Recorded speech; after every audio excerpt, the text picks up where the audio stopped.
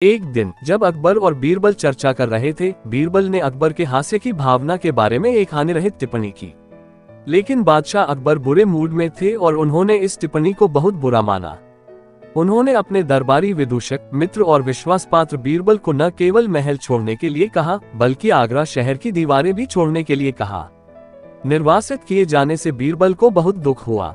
कुछ दिनों के बाद अकबर को अपने सबसे अच्छे दोस्त की याद आने लगी। उन्हें अदालतों से निर्वासित करने के अपने पहले फैसले पर पछतावा हुआ। वह बीरबल के बिना कुछ नहीं कर सकते थे और इसलिए उन्होंने उनकी तलाश के लिए एक खोजी दल भेजा। लेकिन बीरबल ने किसी को भी अपने गंतव्य के बारे में बताए बिना शहर छोड़ दिया था। सिपाहियों ने उसे ऊपर नीचे खोजा, लेकिन वह कहीं नहीं मिला। फिर एक दिन एक बुद्धिमान संत अपने 2 शिष्यों के साथ महल में भ्रमण करने आए। शिष्यों ने दावा किया कि उनके शिक्षक पृथ्वी पर रहने वाले सबसे बुद्धिमान व्यक्ति थे।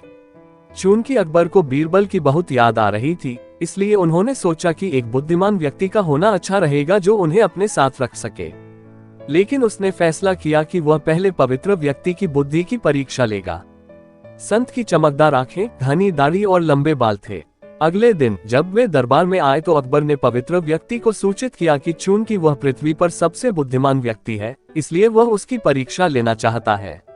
उनके सभी मंत्री एक प्रश्न रखेंगे और यदि उनका उत्तर संतोषजनक रहा तो उन्हें मंत्री बना दिया जाएगा, परंतु यदि वह ऐसा न कर सका तो उसका सिर काट दिया जाएगा। संत ने उत्तर दिया कि उन्होंने कभी भी पृथ्वी पर सबसे बुद्धिमान व्यक्ति होने का दावा नहीं किया, भले ही अन्य लोग ऐसा सोचते हों। न ही वह अपनी चतुराई दिखाने के लिए उत्सुक था, बल्कि चूंकि उसे प्रश्नों का उत्तर देने में आनंद आता था, इसलिए वह परीक्षा के लिए तैयार था। एक मंत्री राजा टोडरमल ने पूछताछ का दौर शुरू किया। उन्होंने पूछा, पृथ्वी पर मनुष्य का सबसे अच्छा दोस्त कौन है?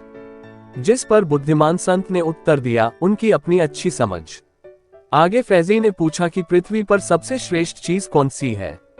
ज्ञान, संत ने उत्तर दिया। अब्दुल फजल ने पूछा, दुनिया की सबसे गहरी खाई कौन सी है?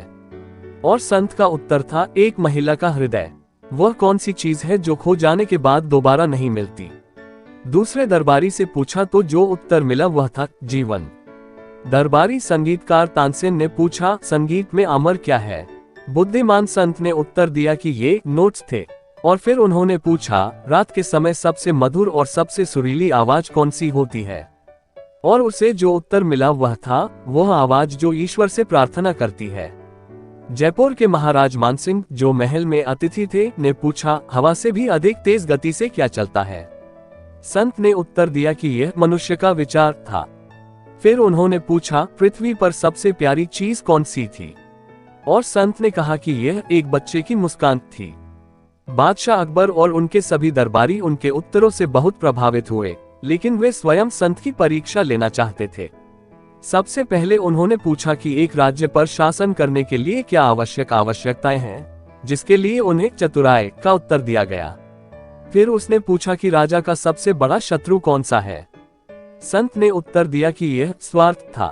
सम्राट प्रसन्न हुए और संत को सम्मान की सीट दी और उनसे पूछा कि क्या वह कोई चमत्कार कर सकते हैं।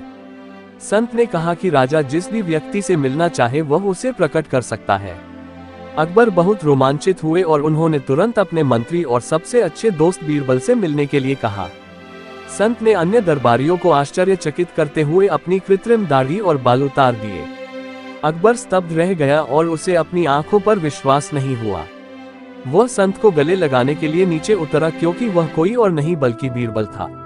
अकबर की आंखों में आंसू आ गए जब उन्होंने बीरबल को बताया कि उन्हें संदेह था कि यह वही है, और इसलिए उन्होंने उनसे पूछा था कि क्या वह चमत्कार कर सकते हैं। उन्होंने बीरबल को ये दिखाने के लिए कि वह उसकी वापसी पर कितना खुश था, कई बहुमूल्य उपहार दिए।